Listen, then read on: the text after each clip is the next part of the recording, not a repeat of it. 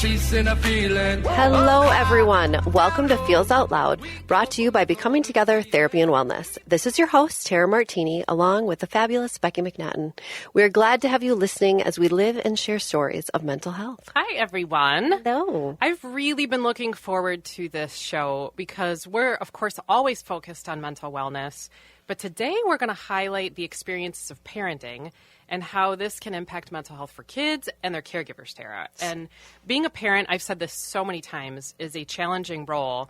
And it is the most intense of every feel we can have. For sure. I know you would agree with that. Yes. And sometimes us parents, me included, don't have the tools ourselves to navigate the moments as they come up. And so I want to break this down throughout our show today and explore one option. There's many, but one option for promoting healthy self-awareness for caregivers. And to do this, we've invited our guest, Annie Hoff, to the show to help us all understand the concept of conscious discipline, everyone. And now, this might be a term that some of you listeners have heard of. Awesome if you have. But if you haven't, you most certainly are not alone. I myself don't know much about conscious discipline, so I'm learning right alongside you all today. Welcome, Annie. Thank you. Welcome. We are really glad to have you here. So tell us about you. So I'm Annie Hoff. I'm a mental health therapist. I worked as a school social worker for a long time. I'm a registered play therapist and a certified conscious discipline instructor. So a certified conscious discipline She's instructor. big time, folks. Yeah, very important. What is conscious discipline? So Dr. Bailey, the author of Conscious Discipline, would tell you it is the answer to the world's problems. But basically what it is... So let's get going. Yeah, seriously. Wow. I know. Yeah, I kind of believe her. I do. So it basically is a model that helps humans become aware and then conscious of our own behaviors that kind of keep us in the weeds. And so, as it relates to parenting or teaching or any situation, and then it offers us tools to be able to bring ourselves back. So we always talk about, like, when I'm in the weeds, that awareness of, oops, there I go again, I'm in the weeds again. And how do I bring myself back so that I can focus on whether it's attuning to what my child needs, whether it's regulating myself so then I can choose what I want to do in this moment. And there's something super empowering about that when you can catch yourself versus, living in your unconscious. And I think that is one thing I love about conscious discipline is that is the key that so many people are not aware of when they're parenting or teaching or working with kids is how often are we really looking at ourselves and our regulation and the skills that we possess in order to deal with the kiddos in an effective manner. And that is what I love about conscious discipline is that we are looking at ourselves and looking inward. Absolutely. And with that, another big layer of this is becoming aware of what are some of these mental models which really are protective that were modeled for us. What were some of these models that live in our unconscious, and then that kind of gives us a template of this is the way the world should be. This is the way kids should behave. This is the way people should behave. And so sometimes those models no longer serve us as adults. Right. So I always talk about I'm a people pleaser in recovery. So I learned at a very young age to be a good girl and listen. Yeah. But as a grown-up, I've learned the importance of being assertive and not always just going with what everyone wants me to do is really going to serve me. And so that, to me, again, is when I talk about the power behind conscious discipline, it's about you. We always say, it starts with me. I'm the safekeeper. And if I can shift how I show up in the moment, then I can help others. And kids are always watching us. And we might be able to model something different. Correct. For them, which is in part what you're saying, recognizing, and Tara and I have talked on the show a lot about self-awareness, recognizing what role we have in a moment, but understanding that we are also, for any children, probably way beyond caregivers, we're modeling things. Always. And kids are perceiving and receiving those messages. Well, such an interesting topic here. Right now, we are going to take a short commercial break, but stay tuned as we talk through conscious discipline a lot more, everybody. Caregiving and creating a foundation for children's mental wellness. Thank you for listening to Feels Out Loud. We will be back in just a moment. Trying to find what you lost. You can't go it alone.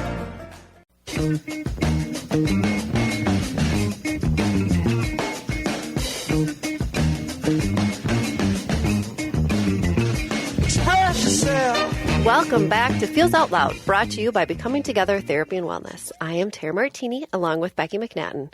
Let's dive right back into our discussion on conscious discipline. Annie, I would love to know what brought you to the area of conscious discipline, and you mentioned might solve the world's issues. What makes you passionate about it? Yeah. So I started my career working with adults in community mental health centers, and I became really kind of took a deep dive into the world of DBT therapy and working with adults with borderline personality disorder, which is a real cognitive, changing your thoughts to help you change your behavior.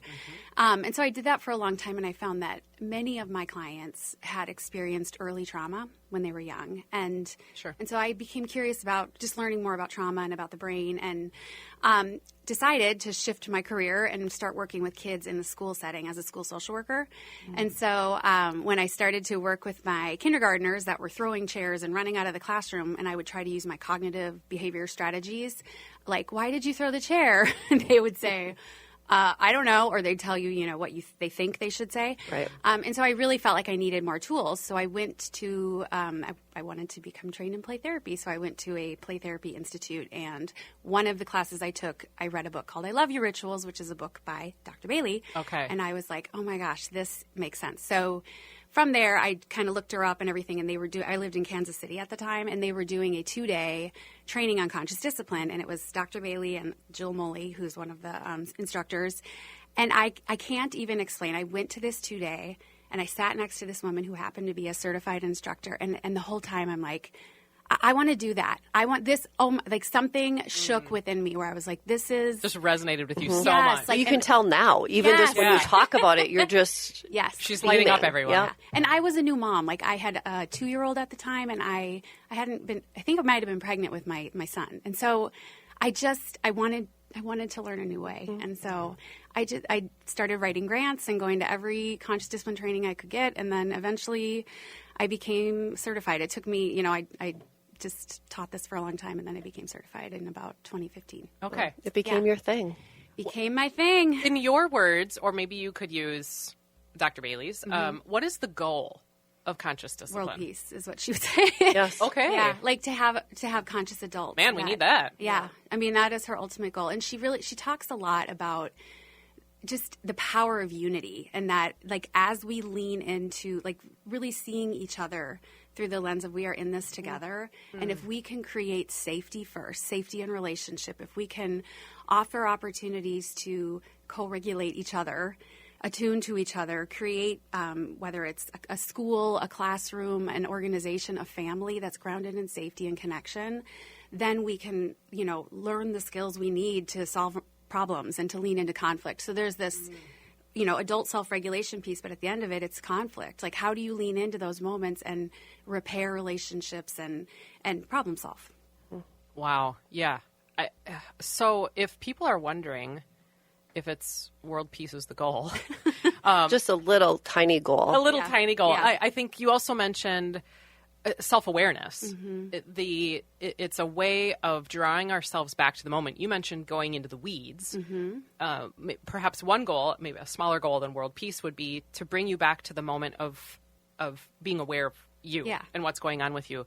So how would you say it works? If our listeners are like, well, how does conscious discipline work? Yeah, I got what you're saying.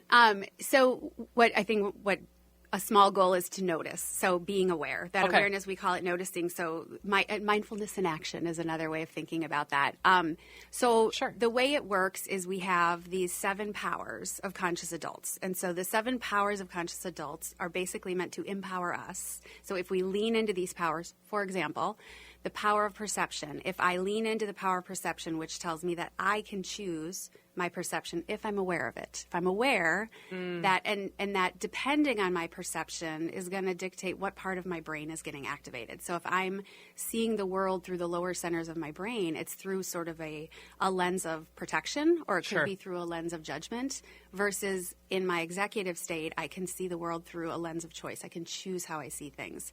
And if I can choose my perception, I can then compose myself. So an example might be, instead of seeing So I always tell the story that when my daughter Chloe was like 6 years old, she, I think she wanted me to buy her Lululemon leggings or something ridiculous like that. And I wasn't going to spend $100 on leggings.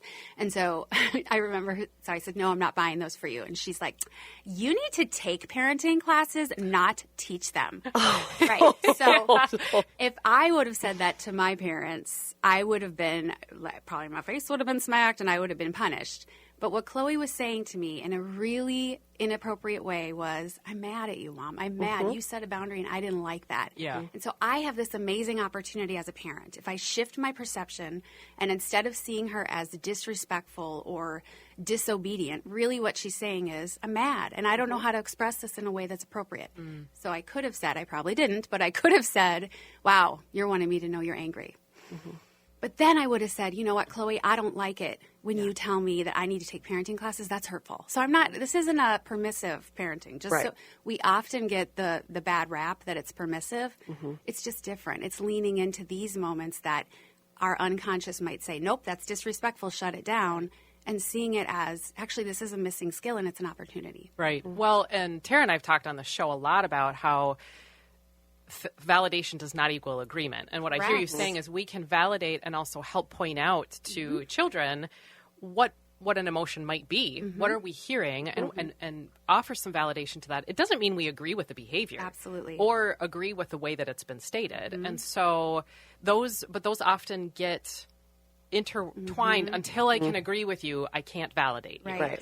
But yes, you can. But we can. It does take a sense of awareness of ourselves and maybe staying regulated ourselves, because people can confront us with something that causes a feel in us too. Yes. But I love that example so much, and maybe even seeing how this could be a pattern in ourselves or in the way that we show up to relationships, specifically in our parenting. Yeah. And you go. I was just going to say that for me, as you're speaking, to me, this whole model could be so transformative for so many facets of life. I think one piece that's missing so much is, like students who are going through an education program as they're learning to be a teacher. I can tell you I took 0 classes on something like this, where it was learning for me to be perceptive and, looking at myself and how I can regulate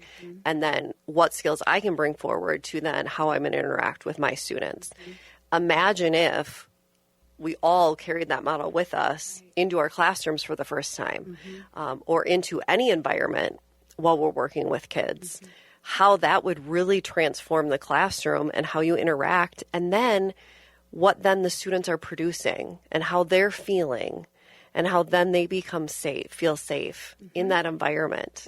And then they offer it to each other. Exactly. You create this culture. That's the other piece of this is the culture that you then create is this culture of helplessness or helpfulness, not helplessness. Helpfulness and regulated adults. And so regulated kids, regulated adults. It's really, how many times are we being asked, how do I regulate my kid? How do I help them learn? They don't know how to self-regulate. Well, it starts with us. It starts with us being able to regulate ourselves. And we do that through what's our perception. So if I can see, back to the Chloe story, if I can see her behavior as communicating, I don't have a skill, I'm going to be way more able to regulate myself if I can see it that way versus, feeling dysregulated and seeing her as a little rat. Right. Well, then you're leading with compassion and that curiosity piece we talk about rather than that judgment where when you say a parent comes to you and says, how do I deal with my child? My first question will be, well, do you know how to regulate yourself, in that situation? And I bet a lot of them are like, oh, I've never thought about that before. Right. And the other beautiful little, Dr. Bailey has all these little nuggets that are just helpful to remember. And one of my favorite, and that I always tell teachers and parents, is what you offer to others, you strengthen in yourself. So every single time I show up composed, when a child is dysregulated, I'm giving their brain a different experience, but I'm also giving myself, that regulation reminder and that neuroplasticity that happens the more you do that. And so when they talk about the powers, that's really how they empower us, because the more you practice that, your brain changes and you become more able to bring yourself back, regulate Hugely yourself. reparative for ourselves. Conscious discipline says that the biggest threat to a child's safety is an out-of-control adult. And the key to safety is a conscious, mindful adult. Could you say more about that? Yeah. So back to the idea of like if I see a behavior as that's disrespectful, that's, bad, that's inappropriate, I am going to automatically react from the lower centers of my brain. And so as an out of control adult, I'm screaming and punishing you. If I'm punishing you for bad behavior, it is really my own dysregulation that's being projected onto you, and I am not able to see what is the call for help, because we know all behavior is communication. And so the only way that I can be helpful is if I'm able to regulate myself so that I can see what is this child, this other adult, this parent, this husband needing in this moment. Sure. That's the other thing I talk a lot about my Completely marriage, see that. like how helpful it is to, lean into those moments of conflict again in a different way. Yeah, well, I can see how, although the intention of the show is to talk about caregiving and parenting, that this would probably change the way someone shows up in their relationships. Absolutely. When we talk about, and you've mentioned the 7 powers of conscious adults a couple of times. I want to get to those because they are the foundation of conscious discipline, and I'm going to list them, but then I want to ask you about each of them. Got it. So there's 7 powers, everyone. The power of perception, the power of free will, the power of unity, power of attention, power of acceptance, power of love, power of intention. These might be a list of my favorite words. Yep. I think Taryn agrees with that too. So, wow. Yeah. And the assumption is every adult has these powers. Maybe every human Within has these them, powers. yes. But first one there, power of perception. Tell us about this one. So the power of perception basically tells us that no one can make you angry without your permission. So if I So strong. if I am aware of my perception, and I can then choose what's helpful. I can choose how I see something. However, if I am, we use the word triggered in conscious discipline, but activated I think is helpful. If I am activated, I am going to see things from the lower centers. My perception is going to be either threat or nope, it's triggering my insecurity. This shouldn't be like this. That's not okay.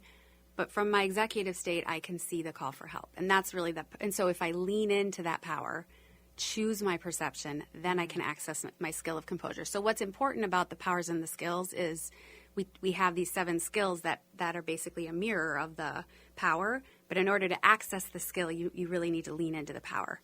So I could put Makes them all total together, sense. all 7, if that's helpful, of like how they all kind of fit together. Would that be helpful? Let's do it after we talk about all 7. Okay, perfect. The second one is the power of free will. Yeah. So the power of free will tells us the only person you can make change is you. So if you've ever tried to get a smoker to stop smoking or a drinker you can't. At the end of the day, you have to be the one to choose. And so we kind of talk about this analogy of the invisible beach ball that we all carry. That's our personal power, personal responsibility, our emotions. And when I take back my beach ball, I then get to choose. What am I going to do next? How am I? And so with children, when children come to us and say, I hate you, you need to take parenting classes, they're throwing their beach ball at us. And what we're doing is we are giving them back their beach ball and maybe offering them choices so that they can choose what to do next. But we first have to regulate ours. That's what free will is. Well, and it goes back to then the first one of perception, that the permission of, you can't make yourself angry without. Yeah. So third one is the power of unity. Yeah, so that's that belief Beautiful that we're all word. in this together. Yeah. And if I can lean into this idea that we are all in this together, that I can then trust that I'm not alone in this, and then I can lean into the skill of encouragement and encourage myself and others. Yeah, and I think a helpful way to note that for our listeners is the word this. It could be this moment. Yeah. It could be a capital T this of life and all of its things, but we are in this together. If you are in an interaction, we are in this situation and the circumstance together, not necessarily adversarial. Right. Which is what I hear from that power of unity. It doesn't have to be so global in kind of a life framework or view, but this moment, hey, the reality is we're in this. Right. Well, and if you look at it from the perspective of whether it's a preschooler or a middle schooler, they're going to see it as, well, it's me against you, right? But the minute you reframe it into, we're in this together. Like, we can do this. Right now. Right here. We call it Yes. shared power. You Yeah. got it. We're in this together. We're going to, and that's very attachment languagey Yes. too. We're going to figure this out together. Yes. Yeah. The fourth one is power of attention. Yeah. So what you focus on, you get more of. So our brains have a negativity bias. We are constantly focused on what we don't want, especially when we're upset. So the power of attention actually empowers us, especially in those moments of frustration, to first be aware and then shift your attention to, what do I want in this moment? And that automatically is going to help us upshift to a higher center of our brain. And then we can focus our attention on what we want and access skills of assertiveness and setting boundaries and, saying what we mean. Assertive commands. Having a voice. Having a voice. Yeah, well, and even in your example about if you focus on the emotion and highlighting that back to your kiddo, you're going to get more of that thing. Right. And if you can help them name that, you're going to get more of that thing. That makes so much sense to me. The fifth one is power of acceptance. That's Say a more. tricky one. So power of acceptance basically says that what you resist persists. I know Becky Bailey didn't come up with that, but it's the idea is that things happen that are hard. And when we Yes. can accept the moment, it gives us this opportunity to feel all the feels so that we can we use the analogy of a bridge so that we can welcome the feelings instead of push them away or medicate them or, avoid and resist. And then when we really can let the feelings bubble up and metabolize, then we can get to the other side, which is, so what do I want to do with this? What do I want to do? How am I going to problem solve? Am I going to use my assertive voice? And it helps us have the skill of empathy for ourselves, for others, so managing what's bubbling up. Rather than to stifle it, Correct. which is how lots of our responses show up. We want to get rid of Yes. whatever the distress or even conflict is. And Tara and I have talked about that when we've done shows about conflict. And this is hard. We did a show several weeks ago about DBT, actually, and we talk about the concept of radical acceptance, Yes. which really is this power of acceptance. Absolutely. It's radically living into that this moment is, and it won't be different because it is what is occurring right now. Well, and I think, too, the power of acceptance, I think one thing to point out that's interesting is, for adults, sometimes it's verbal. With kids, sometimes it's nonverbal in that Good point. you can, right away I started creating visuals. Like when you said power of acceptance, I was thinking of young kiddos that I've worked with, and it's almost like a surrendering with them where they just melt in that moment of acceptance where you see them not try and resist and just accept how they're feeling as it is, right? Yeah. And because they sometimes just are too young, they just can't verbalize it, but you see it somatically, like the moment that they do. Yeah. So the sixth power is the power of love, and not a Celine Dion song. No. But say more about the power of love. So the power of love is basically the idea of choosing to see each other with loving eyes. So we especially talk about this a lot when someone is doing something hurtful. And instead of seeing it as that person is just a pain in the brain or a rat or whatever, that we're choosing to see, they were hoping that I was going to do this, and this is what they did. And then we get to, again, choose. But it helps us, again, stay in that thinking part of our brain. And so we teach a lot, like with parents, actually tonight I'm doing a training for parents about positive intent, about how to, in the moment when there's conflict, how can we acknowledge what is that child really wanting? So, you were wanting more time to play. And then when it's time to be all done, next, and then giving them the skills in the moment. But so positive intent really does just help us see that behavior as communicating missing skills, both in ourselves and in our kids. Makes total sense. And the last one is power of intention. Yeah, and it's the last one because it requires all the other 6 powers for intention to be helpful. Well, for the skill of intention to be helpful, and the skill is consequences.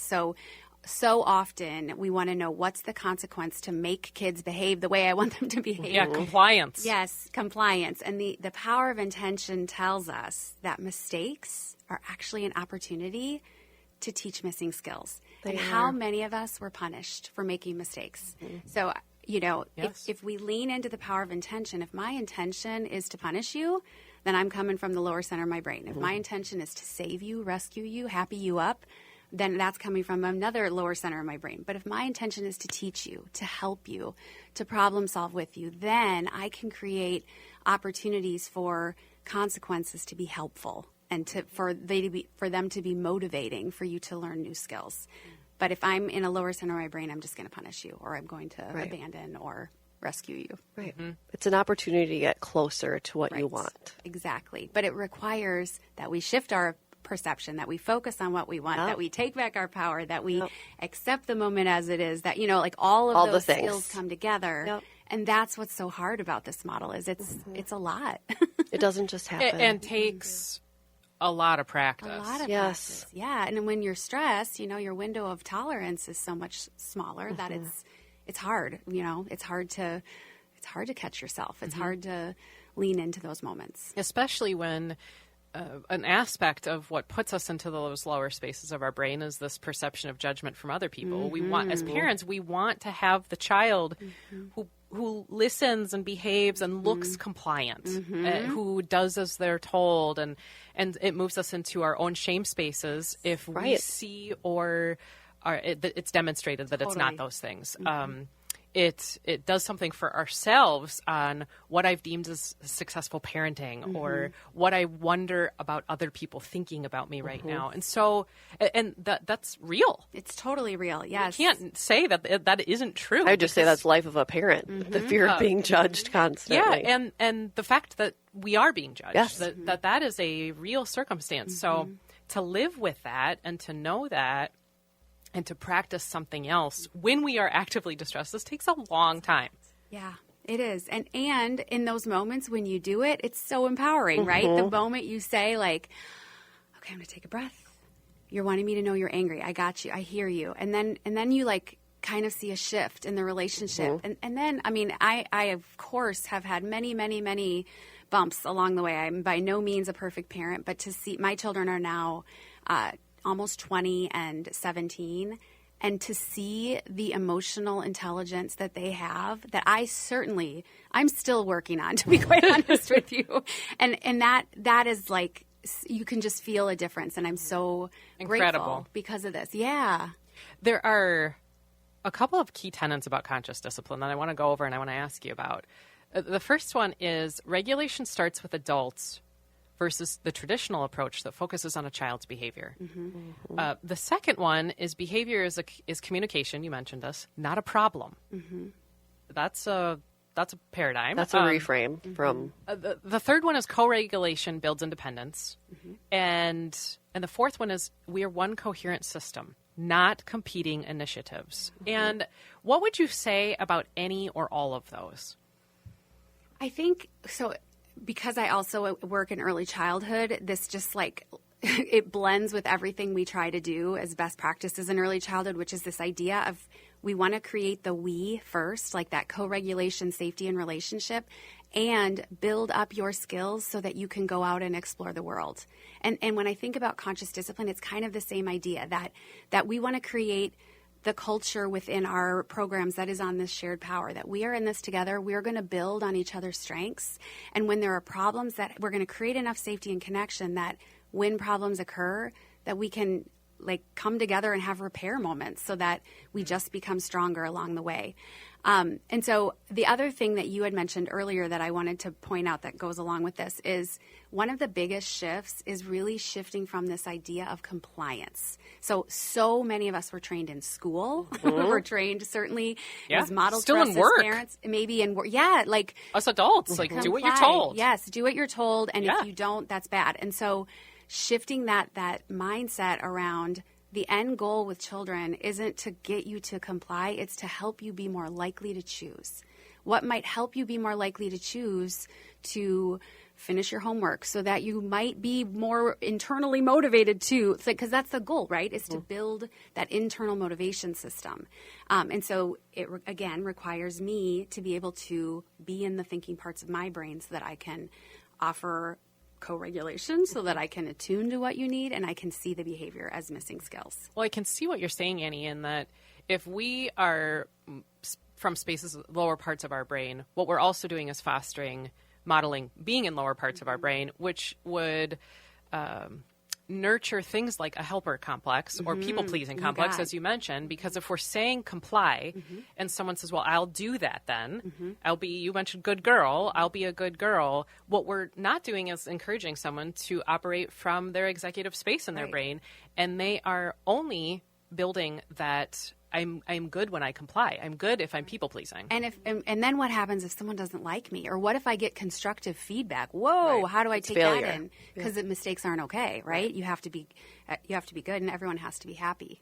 And then you lose yourself. So that gets back to that interdependence thing. You need how do you build that sense of self so that I can lean into those moments when I make mistakes and learn from that and say, oops, I'm going to do this a different way next time. And that's when we talk about consequences, that's really what a consequence is, being able to reflect, I did this thing and that wasn't helpful. Next time I'm going to do it different. Well, that requires me, first of all, to have the reflective capacity to do that and to be motivated and to care. If I'm just worried about, do you like me? Are you happy with me? Then maybe I'll do it because I want you. But some of our kids come to us armored up. They don't care. They don't care if you like them or not. Right.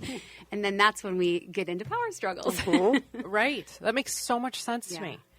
There are some key strategies, and you mentioned one earlier in the show, but conscious discipline has many. Yeah.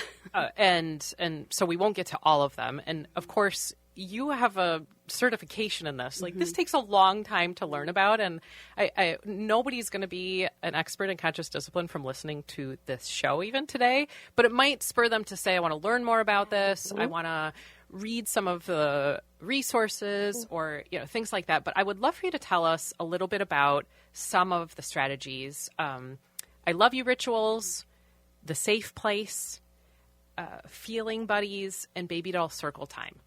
Any or all of those, and we're going to ask you some questions about them. Okay.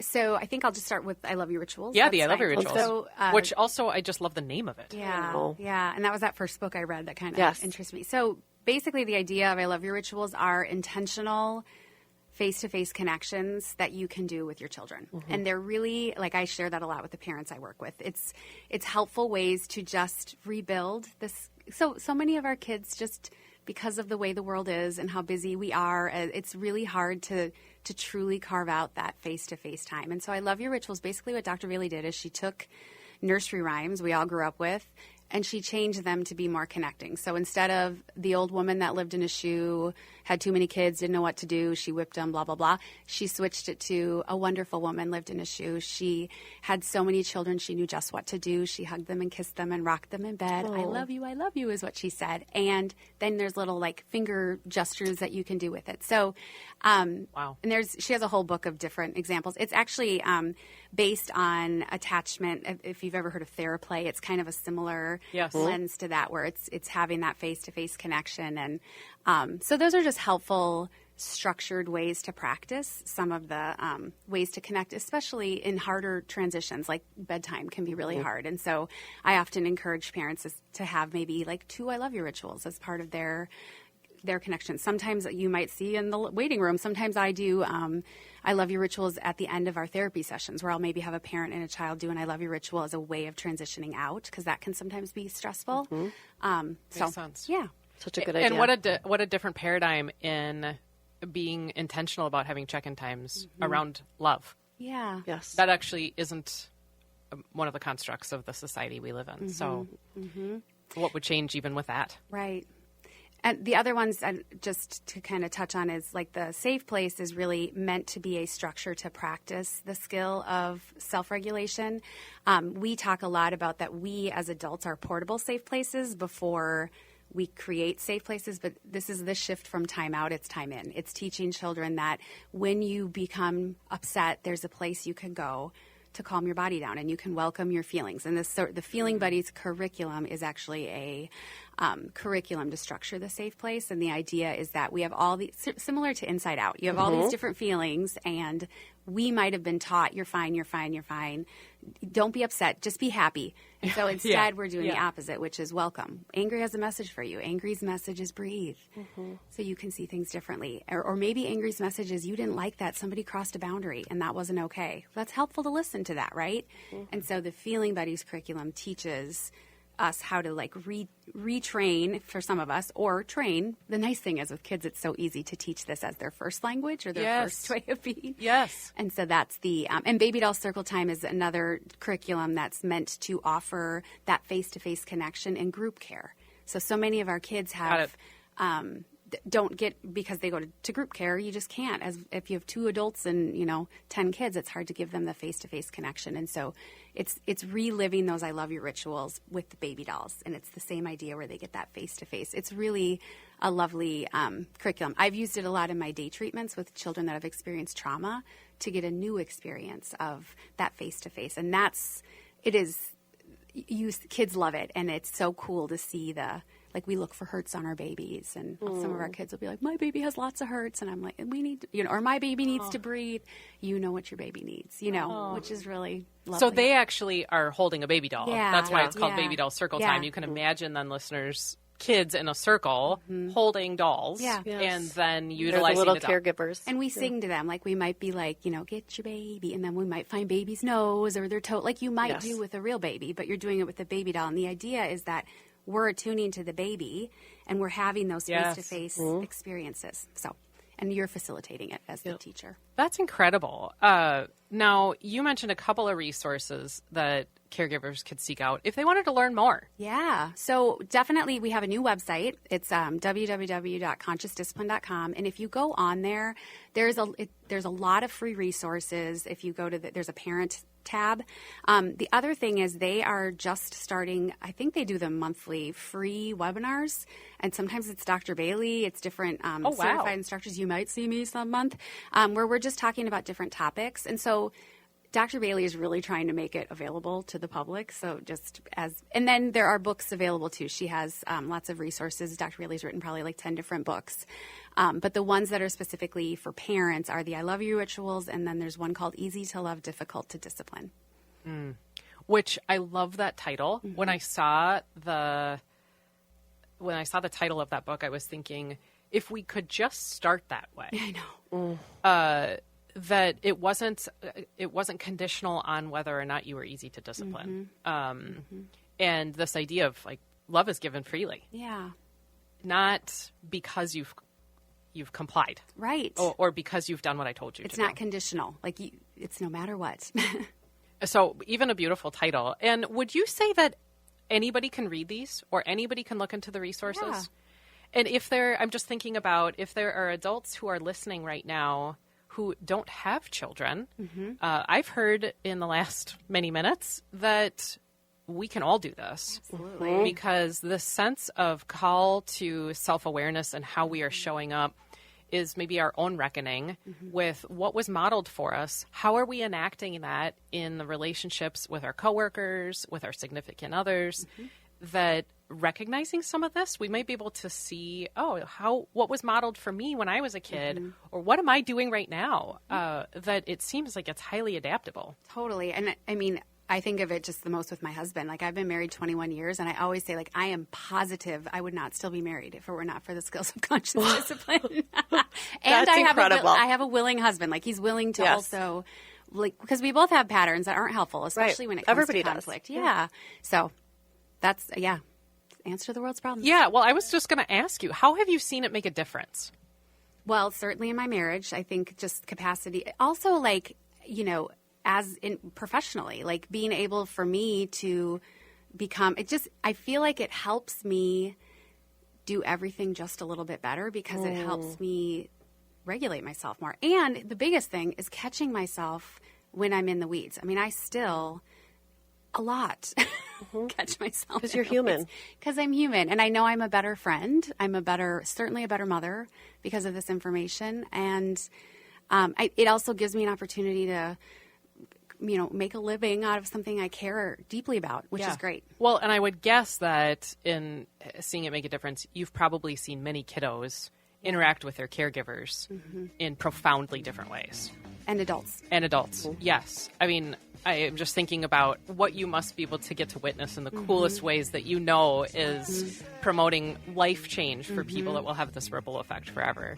So much to think about here. We are headed to a commercial break, but when we come back, we're going to talk through questions from you all. Feels Out Loud will process your thoughts in just a moment. All you got to do now. Nothing to lose. In a world full of strangers, you don't know who to trust. We are back again with Feels Out Loud, and this part of the show is where we talk through questions from you, our listeners. If you have a question related to mental wellness, sharing feelings, or topics for each week that you would like us to process through, please visit our website at becomingtogethermn.com and find the Feels Out Loud page to submit a question directly, or email us at contact@becomingtogethermn.com. Of course, follow us on social media as well. We really do want to hear from you and what you are wondering about. And I love everyone that you are interested in conscious discipline. Yes. Because I think we're planting a seed even with the show today in people knowing about the topic and wondering about it. And Annie, we had people who had several different thoughts about this, but one of the questions I thought was interesting was, I work in an organization that I think could benefit from learning more about this. How can I access help? So on the website, we have a form right on there that they can fill out, and then they would connect with somebody from our partner development team, and they'll talk a lot about the different ways that we can, based on whatever their needs are. Okay. Yeah. So go to Conscious Discipline's website. Yeah. Look it up, and if you have, if you work in an organization that you think might be helpful to have someone like you actually comes and can provide some resources, that's awesome. Yeah. Our second question was, are there tools you teach to help caregivers stay in a spot of regulation? Yeah.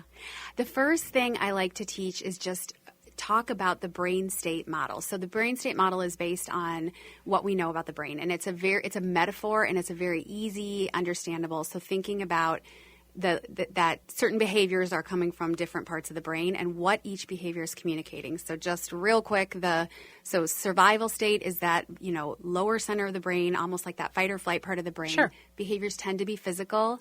They tend to be, physical or shut down.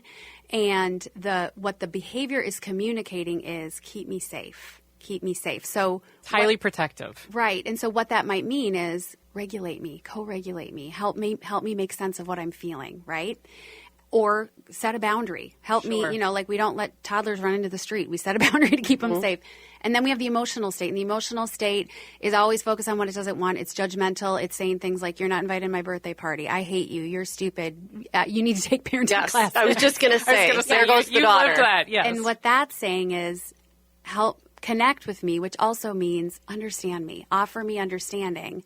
And the executive state is saying, help me problem solve. So we think about, is the child or person asking for information, or are they looking for understanding, or are they just looking for safety? So even with adults I work with, if their defense system is on, I'm not going to start telling them, well, here's what you should do. Like that, nobody wants to hear that, Such right? a good point. Yeah, you just want to know, in my presence, you're safe.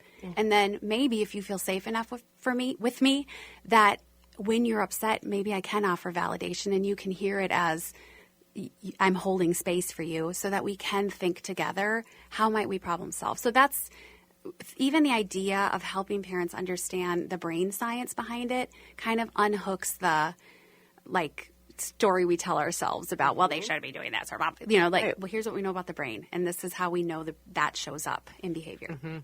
And also really helps get at this idea of, if we're going to move to talking about what to do about something, we have to make sure those other things are Online. At least noticed, ideally addressed or observed, because we've mentioned on this show, somebody's not going to be able to engage in problem solving with you if they are in that safety seeking spot. Right. And you have probably thousands of examples of this, even as a teacher, too, of if you're in these places with a person who is seeking safety, this isn't the time to talk about sequencing. Yes. No. Or to lecture. Well, what did you think was going to happen? Right. You know, like that's not helpful either. But how many times do we do that with little kids who are crying? Yes. And you're trying to go, Yeah. now why would you do that? Uh-huh. Now you need to apologize. Whatever. It's Yes. like, oh, we all need to wait. Let's observe where this kiddo's at right now. And download our Calm. Yes. And so that's the tools, downloading Calm. I love it. Well, we're already at the end of our show for today. Thank you for listening this morning, and thank you for being on, Annie. Join us next week as we process more mental health-focused topics, and in the week ahead, be kind to yourself, everyone. Remember that connection fosters wellness, and your voice is one that the world around you needs to hear. Share yourselves, friends.